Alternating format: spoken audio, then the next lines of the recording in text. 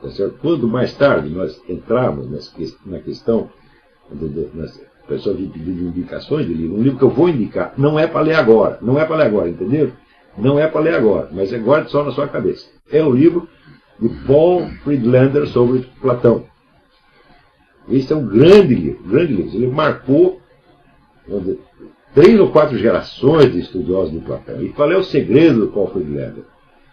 Ele reporta as ideias à experiência. Em que circunstância específica, concreta, humana, certas questões ocorreram a Sócrates, Platão, tá certo? E como que eles interpretaram essa experiência e como a trabalharam para tirar daí os conceitos filosóficos que eles estavam discutir depois. Ora, você descobrir a substância experiencial, não é experimental, mas experiencial dos conceitos filosóficos, é praticamente tudo. Isto é o método filosófico.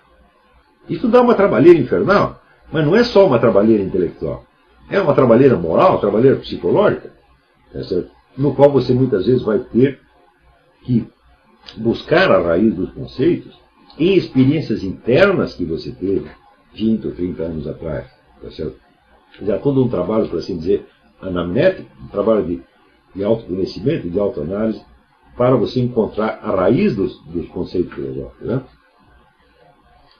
Então,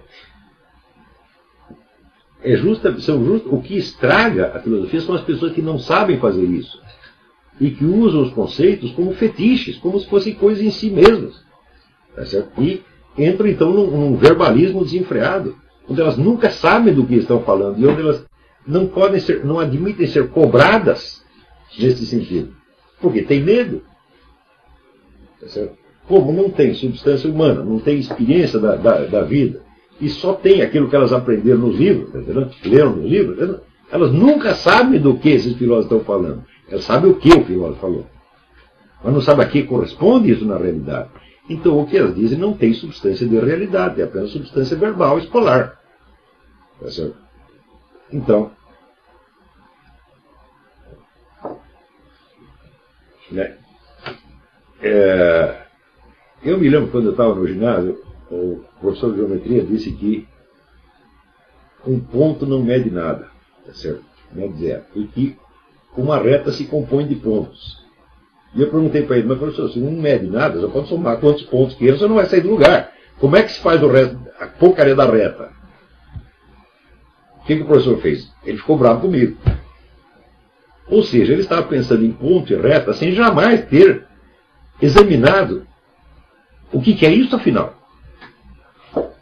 Então, são convenções. Eu digo, sim, admito que seja uma convenção, mas toda convenção tem algum motivo para ser fixada.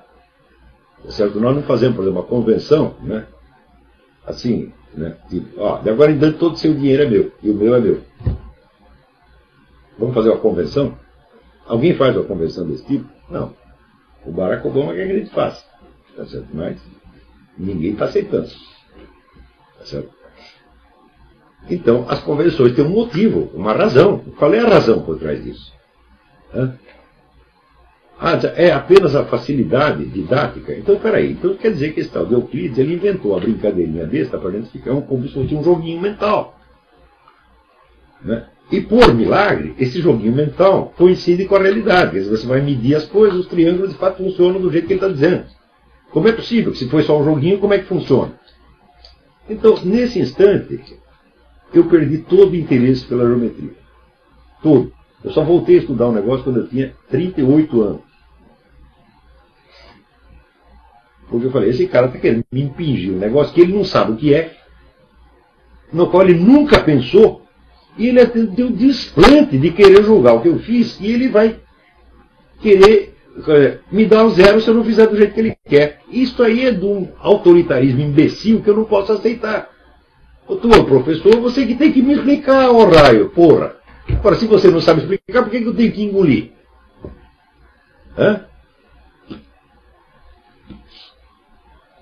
Então, a partir desse dia, eu simplesmente me ausentei das aulas daquele sujeito. Ele entrava, eu falava, o senhor entrou, eu saio. Claro que eu tive zero. coincidiu que um tempo mais tarde esse professor, todo mundo se revoltou contra ele na escola e o único que defendeu fui eu. Mas, é claro que era uma besta quadrada. Não que ele não soubesse matemática, ele sabia. Ele só não sabia o que é matemática e jamais tinha parado para pensar nisso. Então, ele era assim, ele entendia, por exemplo, é como um chofer de ônibus que aprendeu a dirigir, não tem a menor ideia de como o motor funciona. Ele sabe usar aquela coisa, mas ele não sabe o que ele está usando. Tá certo? Então, aí isso vira um conhecimento meramente empírico, um conhecimento de memória. Não é um conhecimento efetivamente. Ora, a maior parte das pessoas que exercem qualquer profissão científica ou técnica, a exercem exatamente assim. Você nunca pararam para pensar o que é aquilo, por que aquilo é do jeito que é, e será que é mesmo do jeito que é? Do jeito que estão dizendo que é? Então, isso é a atitude, exatamente o contrário da atitude filosófica. A atitude filosófica é seriedade no conhecimento. Também não é análise crítica de ficar questionando tudo e contestando tudo. Não, isso aí é outra frescura. Entendeu? E aqui nós não podemos ter frescura, nós não podemos nos permitir capricho, leviandade. Nós estamos aqui para fazer um negócio sério. Né? Sério por quê? Porque é a nossa vida que está em jogo. Eu dei esse exercício para vocês como primeiro exercício, para você meter na sua cabeça que é a sua vida que está em jogo, não a brincadeirinha universitária, não o exercício de uma mera profissão, mas é quem você realmente é.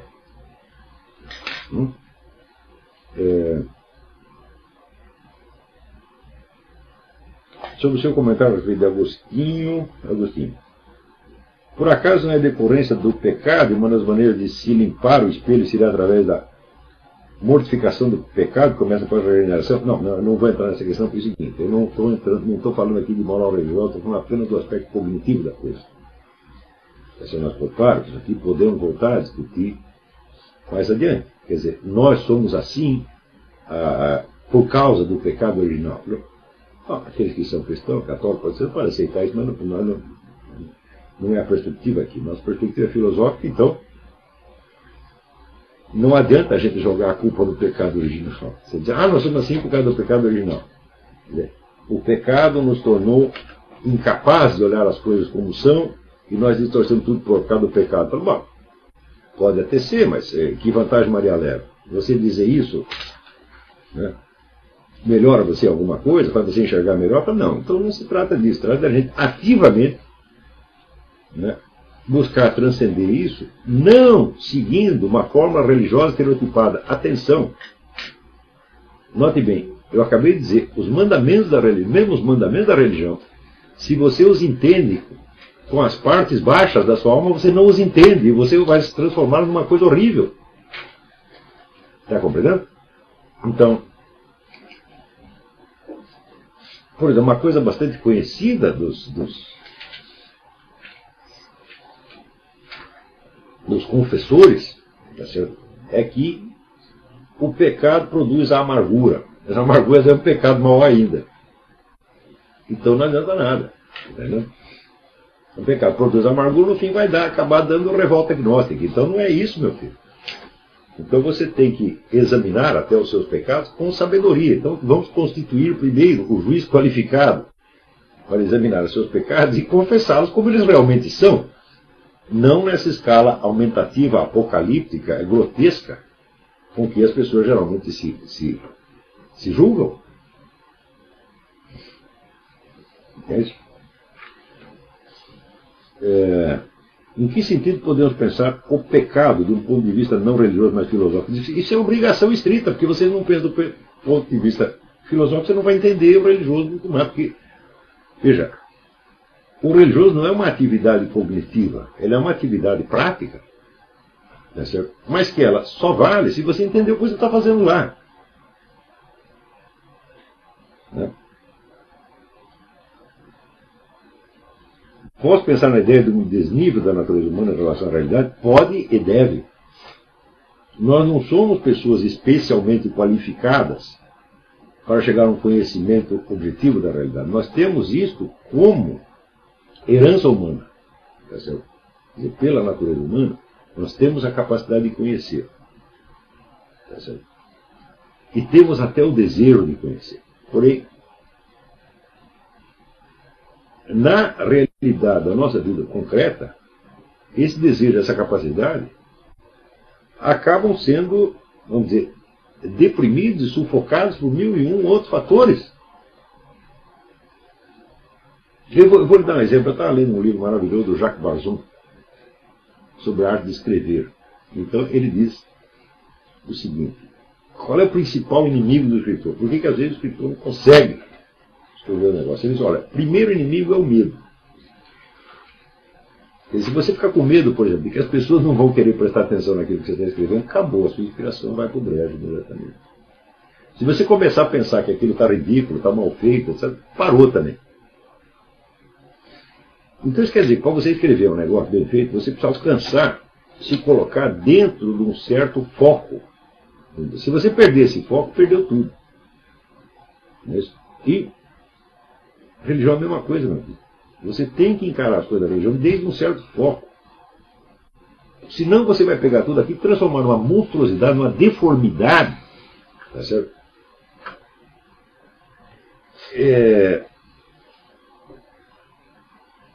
Que daí vai ser pior ainda do que você não ter religião nenhuma.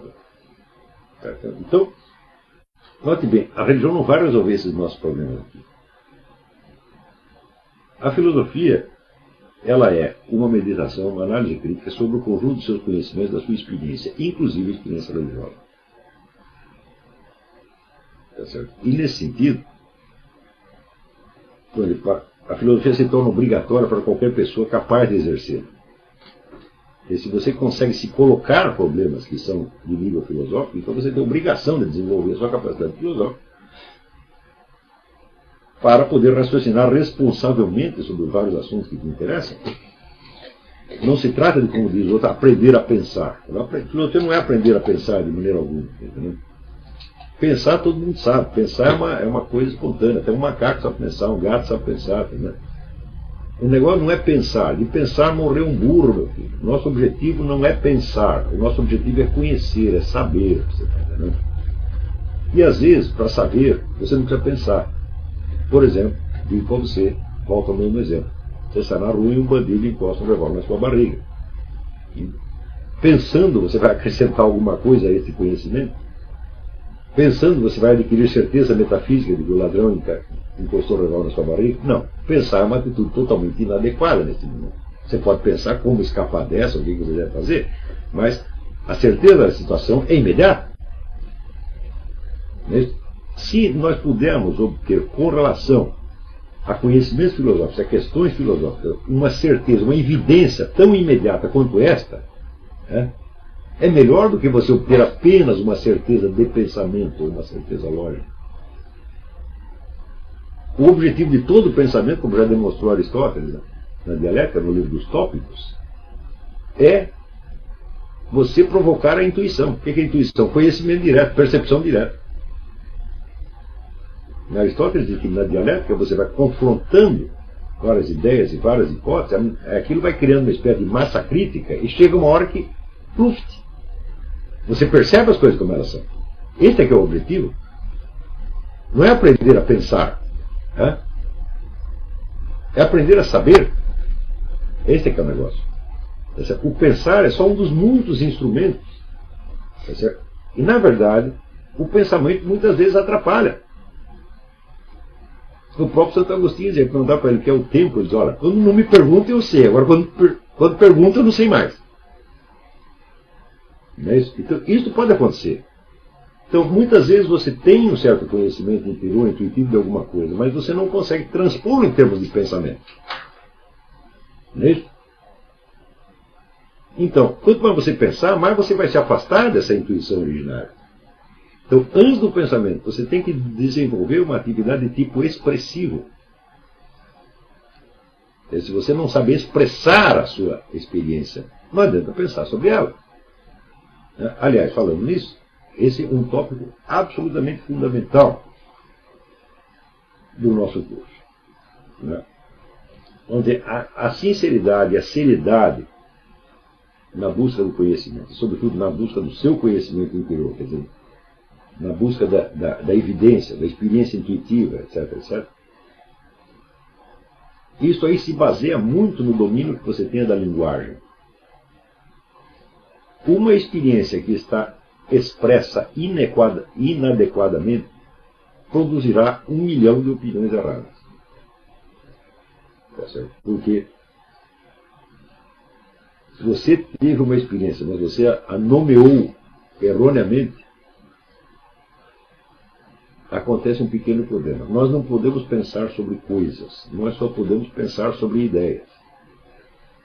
Nós não podemos pensar a experiência diretamente, nós temos que convertê-la numa expressão verbal, um conceito, e daí pensamos sobre o conceito.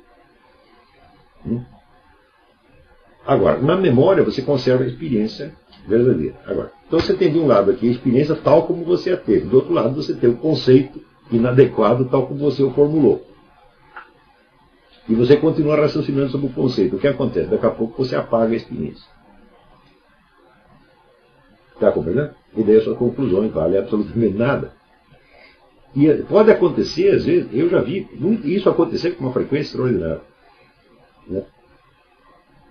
Pessoas nas quais a experiência já não conta para absolutamente nada. O mundo delas é apenas um conjunto de conceitos articulados de tal ou qual maneira que estão absolutamente, né, descompassado com a realidade da sua própria experiência. Você foi vendo isso e observando que isso acontecer em muitos filósofos, eu descobri uma coisa paralaxe cognitiva.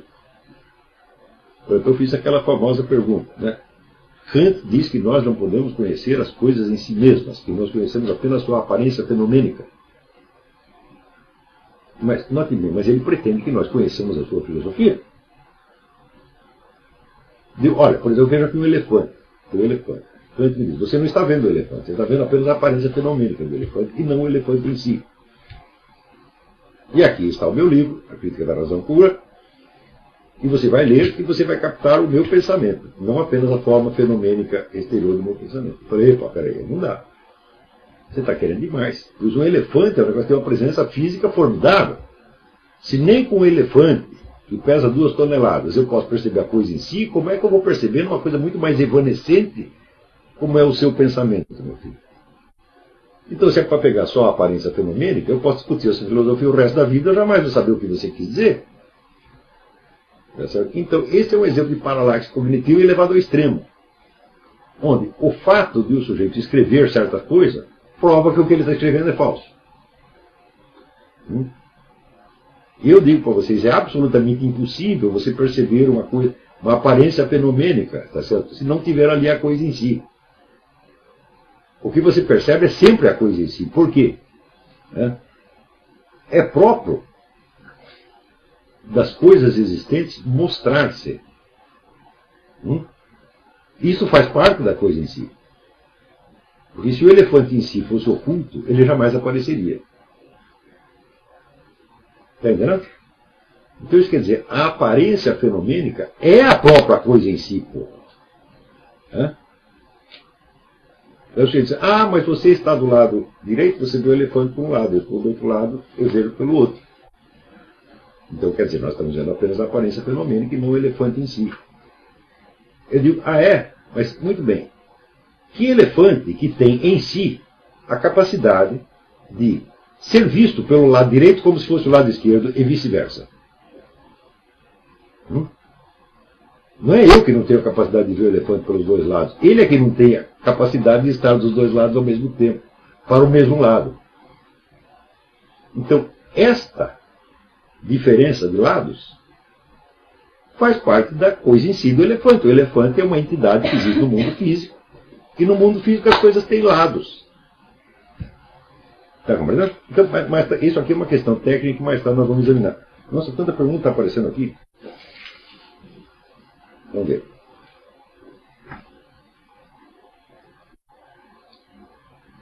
O que é a consciência? Na realidade, como se forma? O senhor diria que é um reflexo de valores socialmente constituídos ou é algo próprio intrínseco de cada um? Veremos no curso. Eu não vou te responder nada, você vai descobrir. Eu vou te dar as dicas e você vai ter a resposta dessa coisa aqui. Tá certo? Quer dizer, note bem, nesse curso, não me cabe dar as respostas, mas cabe articular as perguntas. Mesmo porque eu não posso prever se algum de vocês não vai encontrar alguma resposta muito melhor do que as que eu encontrei para as mesmas questões que eu estou levantando. Pode ser que tenha meia dúzia de gênios, os caras descobrem um monte de coisa. Tá certo? O meu negócio aqui não é lhes ensinar uma filosofia pronta, é colocar vocês na posição de vocês fazerem investigação filosófica. Tá certo? E lhe passar a técnica filosófica para isso. Não que eu não tenha minhas próprias convicções, minhas próprias crenças, não que eu não as respeite. Porque hoje em dia as pessoas dizem, não, eu tenho a minha ideia, mas eu respeito a sua. Eu digo, não, se eu tenho a minha, é precisamente porque eu não respeito a sua. Se eu não acho que a minha ideia é melhor que a sua, tá certo? Por que eu digo que é a minha ideia? Ter uma ideia é achar que ela é melhor que a do outro. Ou não? Como é possível eu ter uma ideia, se eu acho que ela é igualzinha à ideia contrária? Vale tanto quanto a ideia contrária. Se eu acho que duas ideias valem a mesma coisa, é porque eu não acredito em nenhuma delas. Ou é porque eu estou em dúvida. Então todo sujeito diz, não, eu tenho a minha ideia, mas respeito a sua, é um hipócrita. Você pode dizer, eu respeito o seu direito de dizer a besteira que você quer. Mas eu acho que eu tenho razão e que você está errado. É assim que tem que ser. Isso é a sinceridade. Então, no caso da consciência, outro dia mesmo eu escrevi um artigo sobre isso aí. Aqui nos Estados Unidos tem duas correntes que vivem discutindo o problema da consciência. Um acha que o cérebro produz a consciência. É isso. E eles não reconhecem que eles não têm a menor ideia de como é que o cérebro faz isso. E a outra diz, não precisa cérebro nenhum. A consciência é como se fosse um programa de computador, um software. Você pode botar o mesmo software aqui em vários hardwares, e não vai fazer a menor diferença. Eu digo assim, meu filho, então tira a sua consciência do seu hardware cerebral e põe no meu. Não dá para fazer. Então eu não sei do que essas duas correntes estão falando. Agora, eu tenho um critério quanto a esse problema da consciência. A consciência é a única entidade da qual você não pode falar na ausência dela. Por exemplo, nós podemos falar de elefantes, sem ser preciso ter um elefante aqui. Não é isso? Eu posso falar da república vivendo numa monarquia ou vice-versa. Tá certo? Eu posso falar dos crimes sem ter nenhum criminoso na sala e sem que eu mesmo cometa um crime. Mas eu não posso falar da consciência sem estar exercendo a minha consciência naquele mesmo momento. E se eu falo da consciência, eu estou falando da minha consciência que está em atividade naquele mesmo momento. E estar em atividade consiste precisamente, tá certo, em você estar consciente dela. Ou seja, a consciência é uma coisa que está sempre consciente de si mesmo.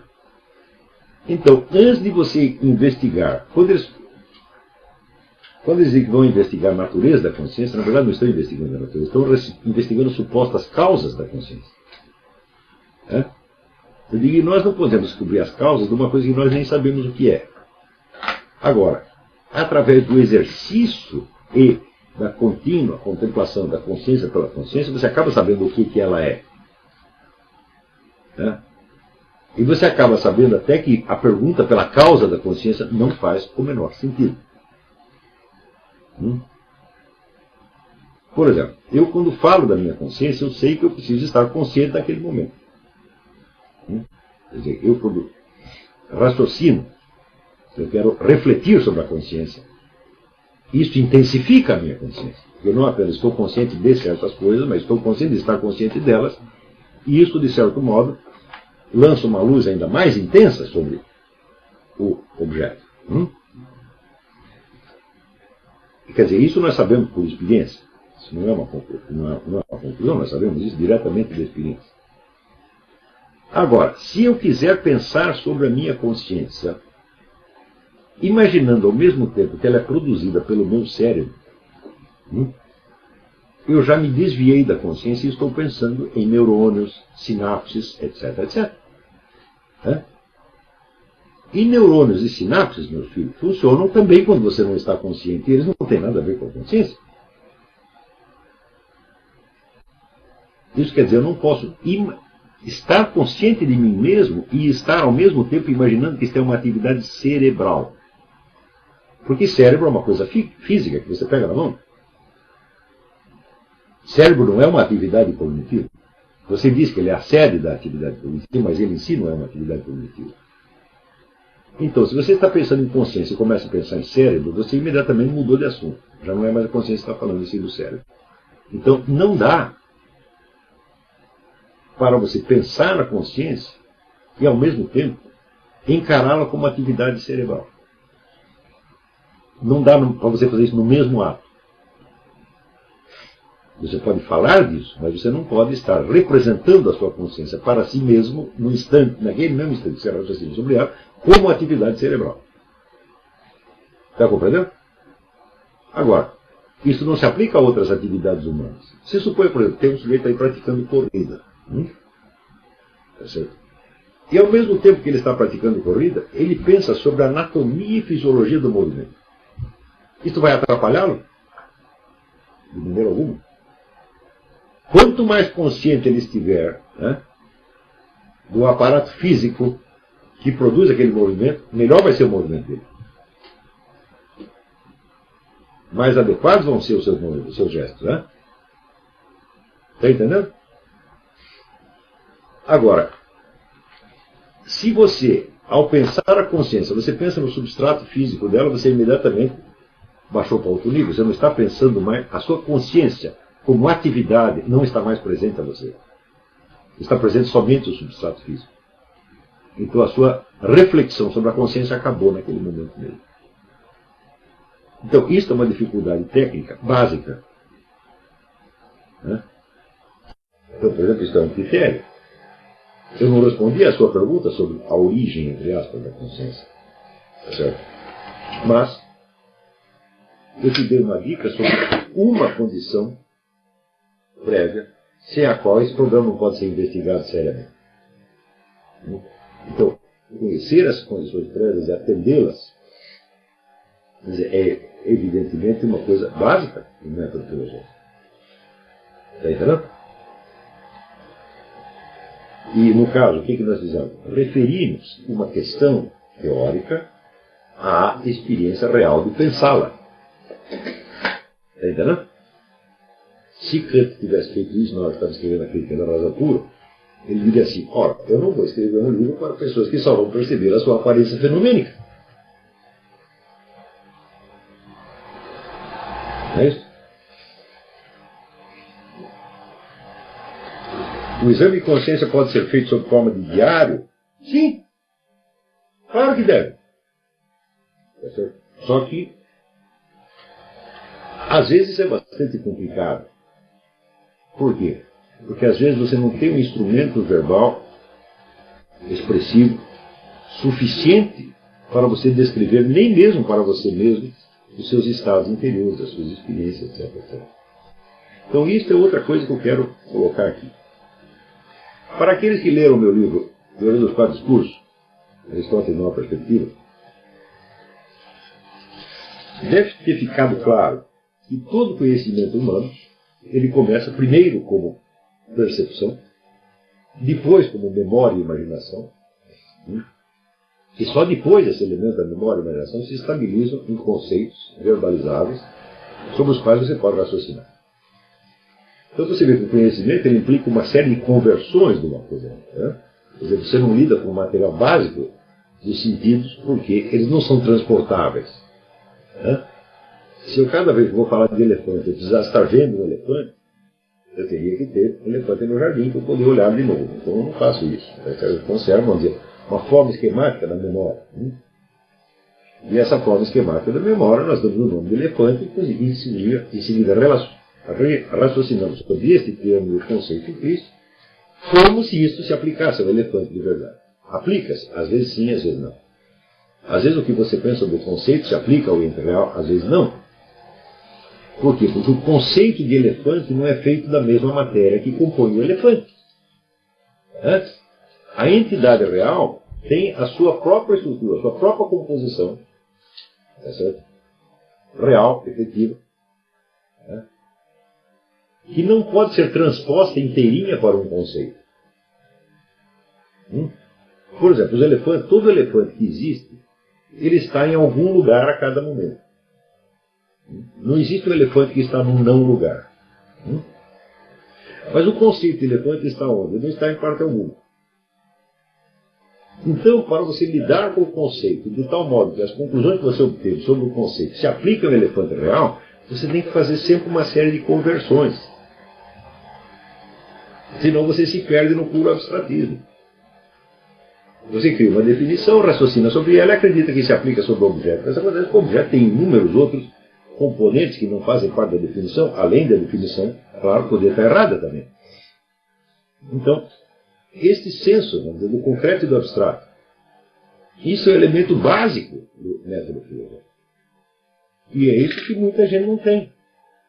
As pessoas tiram conclusões de frases e acreditam que estão falando sobre a realidade, que as frases são instrumentos para você raciocinar.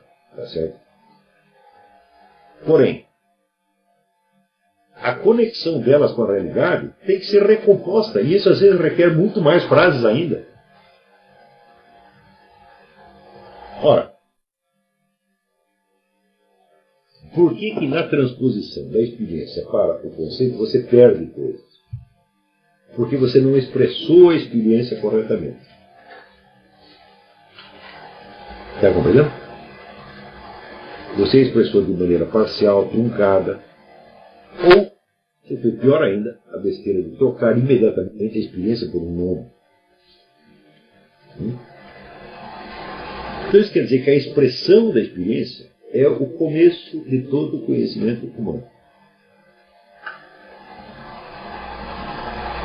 Então a experiência se conserva na memória e você vai procurar expressá-la de tal modo a criar uma forma mental que possa ser repetida tão logo as mesmas palavras são ouvidas. É isso? E o que é isso aqui? Isso aqui é arte literária. Então isso quer dizer que não existe um domínio da linguagem sobre o seu uso literário, não há mais nada. É por isso que a educação tem que começar com a linguagem e com a literatura. Sem isso não vai. Você vê que quando a literatura decai, não é só ela que decai, tudo decai. Hugo von Hofmannsthal dizia que nada está na política de um país se não estiver primeiro na sua literatura. Como na, por exemplo, literatura brasileira não há nada, na política também não há nada. O que é a literatura? A expressão direta do imaginário. A expressão mais completa. As outras artes não podem chegar a uma expressão completa assim. Tá certo? Então, a linguagem em uso no Brasil ela sofreu uma série de transformações que a transformaram numa geringonça difícil de você usar para a descrição da realidade. A língua pública, hoje em uso no Brasil, está tão carregada de estereótipos, de jargões, de slogans, tá certo? Que praticamente já não serve mais para falar da realidade. Só serve para expressar aquilo que você quer que o outro pense. As famosas 3 funções da linguagem do Carl Wheeler. Tem a função nominativa, que é dar nome às coisas, descrever a realidade. Tem a função expressiva, que é expressar os seus sentimentos, suas experiências, etc. E tem a função apelativa, que é influenciar a cabeça do outro. No Brasil hoje só existe função apelativa. Todo mundo só fala para influenciar a cabeça do outro. Você quer que o outro pense assim, assim, assado, então você faz de conta que as coisas são assim, assado. Vai fazer pelo menos 50 anos que a nossa produção literária não acompanha a experiência real das pessoas. A nossa literatura não tem mais nada a ver com a realidade. É praticamente só estereótipo. Tá certo? Ora, mas a função básica do escritor, do literato, do poeta, do romancista, é colocar a experiência individual e coletiva à disposição da sociedade toda, para que ela seja um material básico desde o qual se discute. Esse mundo imaginário, né, é a primeira síntese, assim, a síntese mais imediata e mais simples que você faz da experiência. Se não tem este material, o que acontece? Os conceitos que são usados na discussão já não refletem a experiência real. Reflete, às vezes, experiências reais de outros povos que você ingenuamente imagina semelhante à sua e começa a raciocinar desde aqueles conceitos, tá certo? Acreditando que está falando de você mesmo quando você, na verdade, está falando do vizinho. Então, isso é um desastre cultural fora do comum. Isso também significa que aqueles que estão empenhados neste curso, antes de quererem restaurar a discussão filosófica séria no Brasil, querem restaurar a linguagem brasileira. Então nós vamos ter que fazer todo um trabalho de aprimoramento, desenvolvimento da nossa linguagem expressiva. Tá certo? Note bem, se não é um curso de literatura, o curso de literatura está visando também uma cultura literária, não é disso que eu estou falando. Quer dizer, você saber todos, né, quais são os poetas do período romântico, quais são as obras completas de Machado de Assis. Não, isso é outra coisa que eu estou falando. Não é disso. Não é de cultura literária, mas de domínio de certos instrumentos de expressão literária. Está entendendo? Você vê que dos grandes escritores, alguns tinham uma cultura literária enorme, outros tinham pequena. Mas essa pequena que eles tinham, eles absorveram instrumentos suficientes.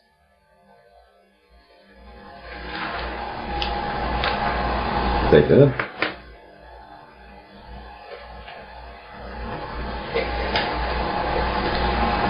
Então, por exemplo, se você pegar aí o Otto Maria Carpo, o Otto Maria Carpo ele leu a literatura universal. Mas, comparado com ele, né, alguns dos nossos melhores romancistas da época eram quase incultos, porque tinham um milésimo, entendeu? Mas desse milésimo eles souberam aproveitar e tirar alguma coisa. Né? Porque o Otto Maria Carpo estava interessado na cultura literária e ele estava interessado no exercício da expressão literária. É outra coisa. Não que o Otto Maria Carpo não dominasse isso também, porque era um escritor maravilhoso. Tá certo? Mas você lê os ensaios do Otto Maria Carpo e a história da literatura, menos pelas suas qualidades literárias intrínsecas, mas pela sua qualidade científica e de ensino que ela dá, né? Então, eu vou dar algumas dicas para vocês contra o aprimoramento da linguagem. E a primeira vai lhes parecer extremamente paradoxal. E já queria um livro, eu vou indicar um livro. Esse livro é a Gramática Latina de Napoleão Almeida. Não existe nenhum livro de ensino do português, nem mesmo do próprio Napoleão Almeida, que se compare com o que esse camarada fez com a Gramática Latina. Se você quer compreender a estrutura das frases, você vai ter que aprender isso no livro de latim de Napoleão Almeida. Não há nenhum outro livro no universo onde você possa obter isso. Eu já vi muitos livros ensinando a língua latina, falando nada se compara com isso. Nada.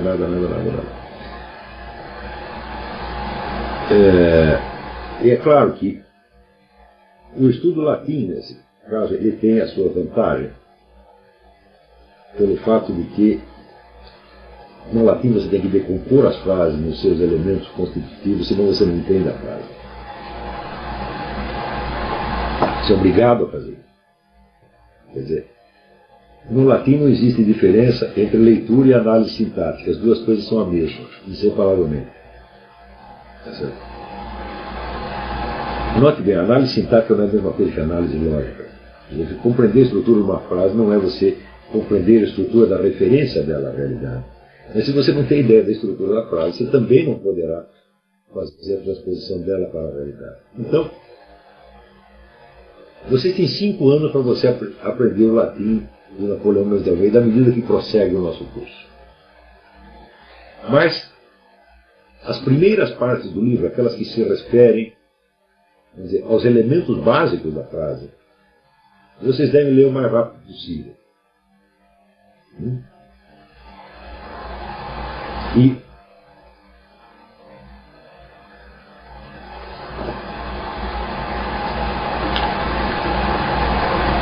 claro que a absorção da língua latina também será importante para mais tarde, para o estudo de determinados textos. Não digo que você vai ler correntemente em latim, mas pelo menos alguma coisa você tem que compreender da estrutura das frases, tem algum vocabulário, tá certo? E que tem alguns conceitos que você não pega em latim, não pega nem em grego, você não vai entender jamais. Tá certo? Então, um pouquinho de latim, um pouquinho de grego, porque eu consigo ler em latim, né? Não consigo ler em grego, mas sei uma palavra ou outra, entendo a estrutura de uma frase ou de outra, não tenho vocabulário, mas este mínimo é indispensável para o estudo da filosofia. Mas o estudo desse livro que eu estou falando é sobretudo para desenvolver em vocês o senso da construção da frase, construção material da frase. Quer dizer, Dante definia a gramática como a construção material das frases. Existe uma série de relações muito sutis entre a construção material da frase e a estrutura lógica que está subentendida. E pegar essa sutileza é extremamente importante para você mais tarde perceber quando você está se deixando arrastar pela dinâmica da linguagem, né, e acreditando em certas frases só porque você foi capaz de construí-las. Quer dizer, no Brasil de hoje, o ensino da linguagem está tão ruim, tão ruim, tão ruim, que quando você consegue montar uma frase, ele tem um orgasmo. Tá certo? E daí ele começa a acreditar na frase só para dar valor a ela. Né? Então, essa é uma das muitas armadilhas que nós vamos ter que aprender a evitar. Então, desenvolver o senso da estrutura das frases, para depois, por baixo dela, encontrar, vamos dizer, a estrutura lógica subentendida, e por trás da estrutura lógica subentendida, a percepção de realidade que está ali subentendida, isso é um exercício que nada no mundo pode substituir. Nada, nada, nada, nada, nada. Tá certo?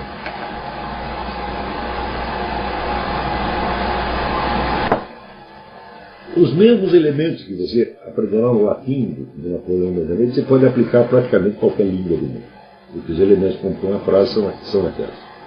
Ou seja, mesmo que depois de você estudar o livro inteiro, você não sabe falar uma palavra em latim, você terá compreendido o que é a estrutura da frase e você começará a perceber as ambiguidades que tem na transposição da estrutura gramatical para a estrutura lógica e da estrutura lógica para a estrutura de percepção e da estrutura de percepção para a estrutura de realidade. Isso aqui funciona. No começo vocês não vão perceber como, mas garanto para vocês que vai funcionar. Então a pessoa está louca para indicação de livro, está aí um livro, Gramática Latina de Napoleão Mendes de Almeida, editora Saraiva. Eu asseguro para vocês que é o melhor livro latino que alguém já escreveu no universo. Não há nada parecido com isso, nem inglês, nem alemão, nem língua nenhuma. Só pode fazer bem. Vamos aqui, outra pergunta. A busca filosófica é compatível com a vaidade intelectual? É de jeito nenhum, mas de jeito nenhum. Olha, um dos motivos de eu estar tão contente com vocês é porque vocês vieram nesse curso para aprender. Vocês não vão poder ter vocês não vão ter nenhum diploma para sair exibindo. Vocês não vão ter nenhuma vantagem social com isso. Pode ser que aconteça. Mas pode ser até desvantagem. Tem muita gente que vai dizer, você estuda aquele desgraçado do Olavo de Carvalho, já vai começar a te bater. Pode acontecer. Então eu não prometo nem vantagens, nem flores, nem pedradas. Mas pode acontecer qualquer uma das duas. Quer dizer que o interesse pelo conhecimento está aqui desligado de vantagens secundárias a serem obtidas. Tá certo?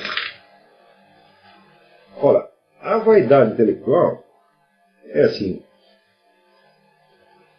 É como qualquer outro tipo de vaidade. A gente vai é uma coisa vã, é uma besteira. Entendeu?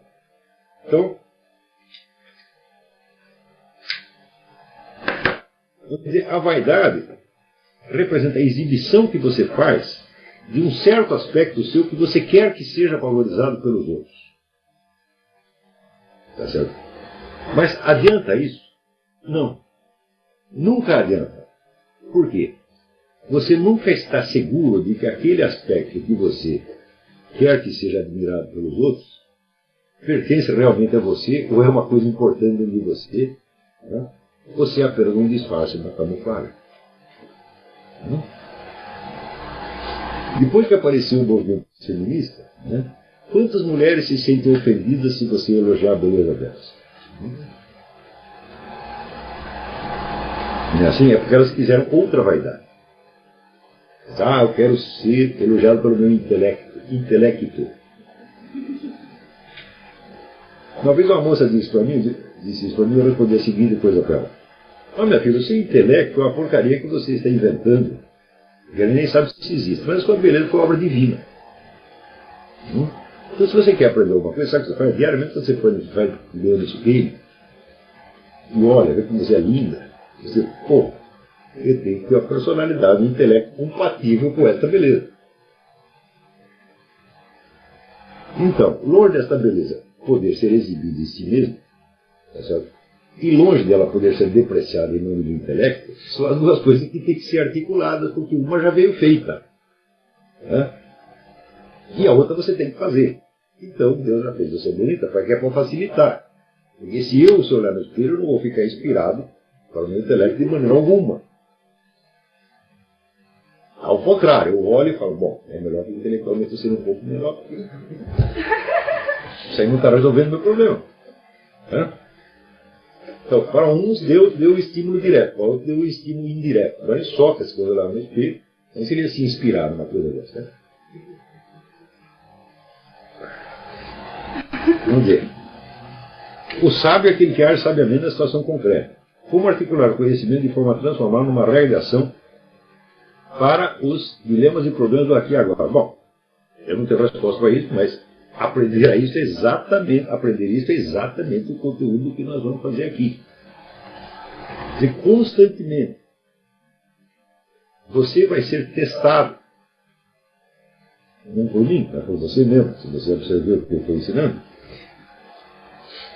para ver se aquilo que você sabe, ou aquilo que você acredita, ou aquilo que você acha que sabe, serve para alguma coisa na hora da encrenca. Quer dizer, é quando a situação se exprime, é que você vai ver quais são os conhecimentos com os quais você pode contar. Existe sempre, vamos dizer, o teste de realidade. Quer dizer, vamos dizer, se na hora H, aquilo que você diz em sala de aula, ou aquilo que você escreve, então, significa alguma coisa para você mesmo. Não é de fora que vai ser feito esse julgamento, é você mesmo que vai fazer. É? Agora, se você prossegue com essa prática durante um certo tempo, você começa a ter uma deliciosa sensação de realidade. É uma coisa que é melhor do que sexo. Quer dizer, você saber onde está, o que está fazendo ali, o que está acontecendo. Mesmo que ninguém mais saiba, e mesmo que você seja incapaz de explicar isso para quem quer que seja. Mas você sabe que você não está dormindo. E você sabe que dentro daquela situação, limitada com todas as situações humanas, você está acordado e você está presente e você está vivo. Está compreendendo? Então, isso é um dos objetivos da filosofia. Agora, suponha o seguinte, suponha que de tudo que você vai estudar, de tudo que você vai aprender, você nunca vai conseguir explicar nada para ninguém. Você vai querer continuar? Se a sua resposta for sim, então sem dúvida você é um piloto. Agora, se for, você não vai dar para explicar nada para ninguém, então não quero saber. Então isso significa o seguinte, você só quer saber o que os outros já sabem, mas acontece que aquilo que os outros já sabem, você também já sabe. Então você não quer aprender nada.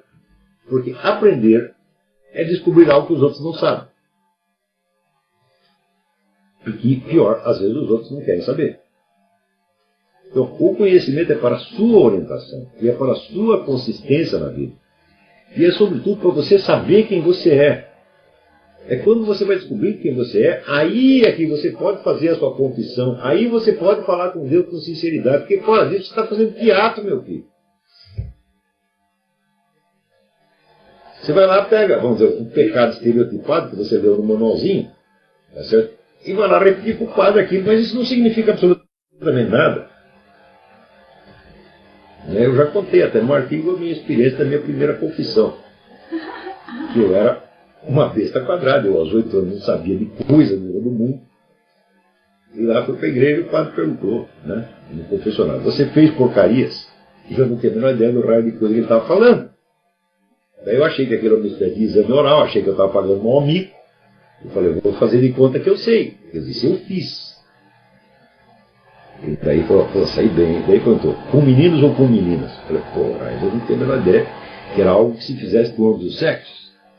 Aí eu falei, bom, aqui não se prejudica ninguém, estou com os dois. Passaram os 3 anos antes que eu soubesse do que eu tinha falado. Então, essa confissão valeu. Eu falei, bom, valeu porque Deus é bom, Deus perdoa a gente. Mas Se for uma palhaçada, foi. E acho que tem um grande número de confissões que são assim. Você está entendendo? Então,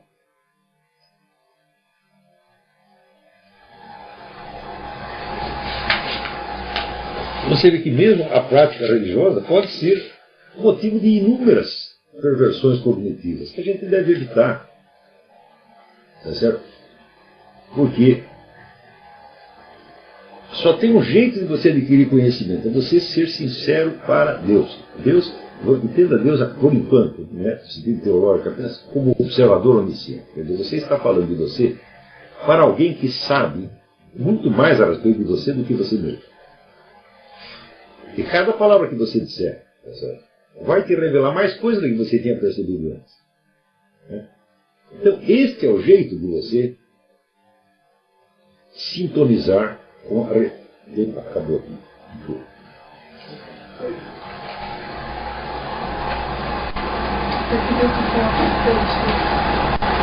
Está indo bem, está indo bem, está indo bem.